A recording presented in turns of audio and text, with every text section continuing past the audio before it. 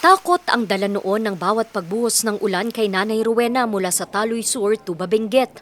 Ang kanila kasing subdivision, nakatayo sa tapat ng gumuhong kalsada na anyay higit taong nakatenga. Nakaka-nervous, baka malandslide yung kalsada ko, baka malandslide yung guardhouse ko, pati bahay namin, pati dito. Tsaka kawawa yung mga dumadaan. Kasi minsan nag-aaway pa sila kasi magkasalubong sila. So, pati yung tubig, yung putik, nandyan minsan umuulan, nakakatakot, hindi ka makatulog, talagang mai-stress ka. Papaspasan natin to, 3 to 4 months na tapusin natin. Ay, thank you, sir. May 8, 2026, personal na binisita ni DPWH Secretary Vince Dizon ang naturang kalsada.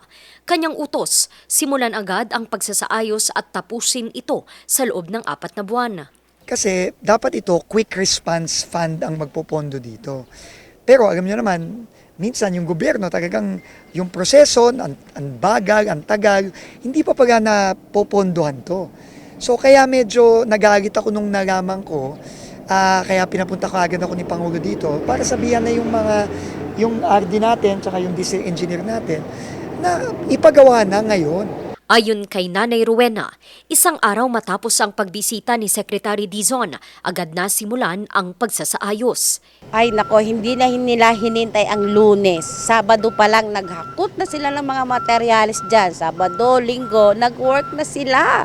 Hindi na hinintay yung Lunes. So talagang powerful din yung nangyari kay Sec Vince na pagdalaw dito.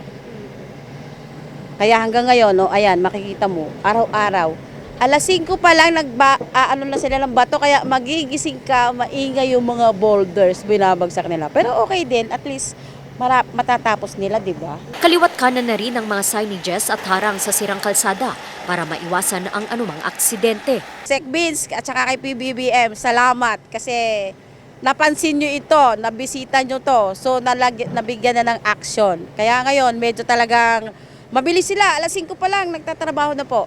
Mula nang bumisita dito sa sirang kalsadang ito, si DPWH Secretary Vince Dizon hindi na raw tumigil sa pagtatrabaho ang mga kawani para maayos ang kalsada. Mas panatag na raw ngayon ang mga residente at motorista na sa loob ng 3 hanggang 4 na buwan ay matatapos ang kalsada bago pa man magsimula muli ang malalakas na pag-uulan. Umaasa silang magtutuloy-tuloy ang konstruksyon, hindi lang para sa kanilang kaligtasan, pero lalong-lalo na para sa mga dumadaang motorista.